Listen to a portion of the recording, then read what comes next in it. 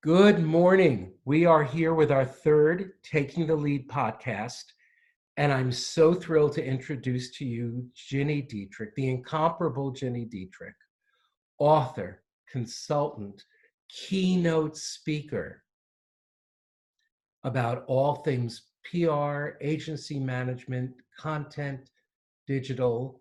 I don't know what I've forgotten. She doesn't take my calls. She only calls me on the Jewish high holidays and the Tony Awards night, which for me is a high holiday, as all of you know. So that's what you need to know about Gini Dietrich. Let's welcome her. Hi, Gini. Hi, Ken.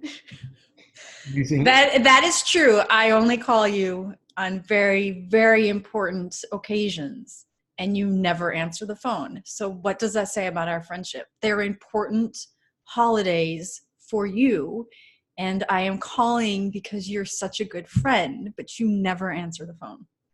Even though you never take any of my other calls, those 362 days of the year. It's probably like 360 days of the year. Yeah. Okay, I think we should dig in because everybody wants to hear how you've taken the lead. Let's go back in time, shall we? It was around 2008 or 9. You had a perfect storm. A lot of bad stuff happened to your company, I should say. And I want you to just briefly share that perfect storm. And more important, what leadership strengths, what leadership skills did you use to get out of it? Well, it was a perfect storm for everyone because it was the Great Recession. And it was one of those things that everyone was talking about. You know, economists were talking about, everybody knew it was coming. And I was young enough and naive enough, especially in my, I was young in age, but also in my agency business, that I didn't fully comprehend what that meant. And it was bad. It was bad. 2008, we closed the office between Christmas and New Year's, and I received letters from 80% of our clients saying they loved our work, but they couldn't continue because things were going to hell in a handbasket. And so I had to go back on January 2nd and lay off more than half my team, which was not fun to do at all. So I don't necessarily know that there were leadership qualities that I got through that more than just grit and determination and pure stubbornness.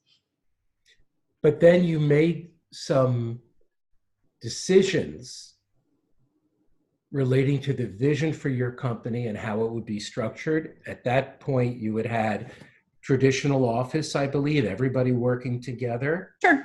Yeah. Tell us the new vision you created. It took a couple of years, mostly because I was locked into a lease, and it was a very expensive lease, downtown Chicago.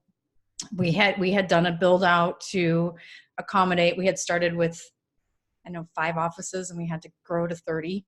So we'd done a build out, and, it was really expensive. We had the big server, we had the copiers, we had all of that, and I couldn't afford any of it. And so I have a great CPA who served as our in-house accountant during that time, and he's a bulldog, and he went to the landlord and was like, let's get this done. So he got us out of the lease. We had to pay some of it off, but he did get us out. And we went virtual for a year thinking that, okay, we're just going to do this, get some debt paid down and get some cash built up again. And then we'll figure out what we want to do that. And so a year goes by, and I said to my team, so I'm going to start looking at office space. Who wants to go with me? Crickets. Literally no one would look at me. It's like me waiting for a call from Gini. Right. It doesn't happen except on the high holidays. And Tony, I'm very consistent about that. Yes, in the Tony, which I always have to look up. Consistency is a huge leadership attribute. So props to you. Thank you. I learned that from you. So I said, well, do you want to stay working from home? And they were all like, yeah. And it wasn't some big strategic move. It just was virtue of the beast. And it has allowed me to hire the best people for the job and not necessarily the best people in Chicago. And not that there aren't great people here. It's just, you know, the pool widens for sure. And you don't have to move them here or take on that expense. You can work with them wherever they are. So tell me how leading people, not managing, not the PR or the content, all that other stuff that you're expert in, but how is leading people, human beings, different when you're not all together? And how is it the same as well? There are some challenges in that it's really easy to just, you know, jot something down in a text message or a Slack DM or something like that. And so I have to be really cognizant about the types of conversations that can happen in writing versus in person or on a Zoom chat. You know, if I have people around the world, I can't get them in person, but you know, trying to get face to face. So I have to be really cognizant about that, because it is really easy to just be like, and then, you know, go on about your day, but terrible leadership style. So I would say that's probably the biggest challenge. And then I think also we do miss the ability to brainstorm and bounce ideas off of one another on a daily basis. We try to replicate it, but we're not great at it all the time. So I would say it's those two things that are probably the hardest. Yeah. So another leadership question. I know you redefined your business, and I probably didn't. This is how I tell the story. And I don't know if it was always, you'll tell me if I'm anywhere near the truth, and then you can tell the real story. But around 2009, I'm going to say, I think it was after the perfect storm, you saw how the world was changing. The world of communications was changing in a big way. This wasn't just the shiny new penny. This was an entirely new way to market and communicate. And I believe you went to your clients and said something like, we see this change happening. We know this is the effective way to do it. It's got to be a blend of traditional, and I don't know if we were using these words in those days, and or digital, and or social, right? And you said, if you agree with that vision, we will be thrilled to serve you, and we're going to move your programming that way. And if you don't agree, then you were very brave and said, we're not the agency for you. Is that yeah, it was 2010. And I did it with my team too. And half of my team resigned. I never heard that part of it. Yeah, half of my team resigned. And the interesting thing about that is two of the people who resigned, who were like, you're wrong, this is not where it's going, we're not in, have recently in the last year come back and asked me for a job. And I was not one of them. You were not. You ask me for a job all the time, which is why I don't take your call. No, I ask you for your job all the time. No.